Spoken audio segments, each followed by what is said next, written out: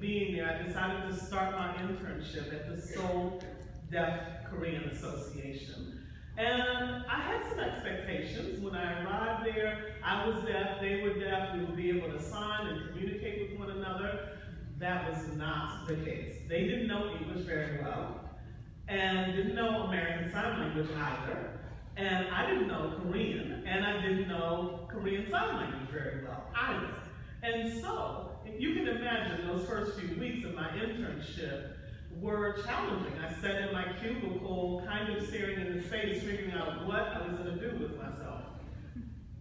But the cool thing that happened is that they were very, very welcoming with me. They always said, come on out with us, let's go to this government meeting, let's go visit the deaf school, come with us. And you know, they wanted to establish something for a youth group within their organization.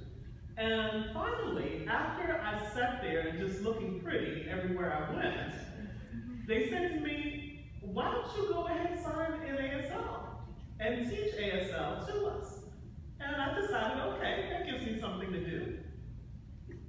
And so the Deaf Association there, it was a little bit of a rocky start, but we kept going, and I found my purpose. I was able to do something that made a difference. I met a lot of different people, and that really helped me, because at first, I was thinking to myself, I was scared about how different I was from everyone there, but finally, I found my tribe. I felt that that was really, really important. In terms of an international experience, it's very important for us to find people that understand us and think the way we do. And the way that I was able to find some comfort in the community, the deaf community in South Korea, I wasn't 100% able to do that, because in the Seoul Korean Association for the Deaf, I really wasn't able to fit in totally.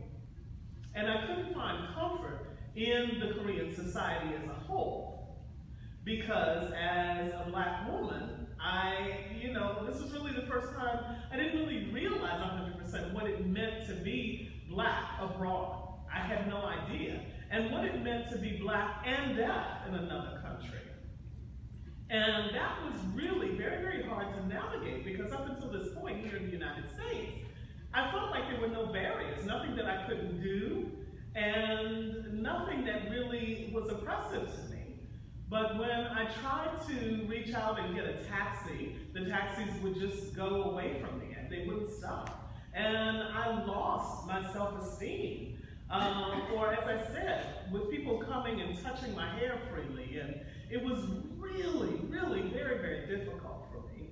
But I tried to think to myself, Korean people are curious, is what I told myself. They don't know. This is my opportunity to expose them and to educate them. And so I decided to do that, and I made my way. I persisted through all of this.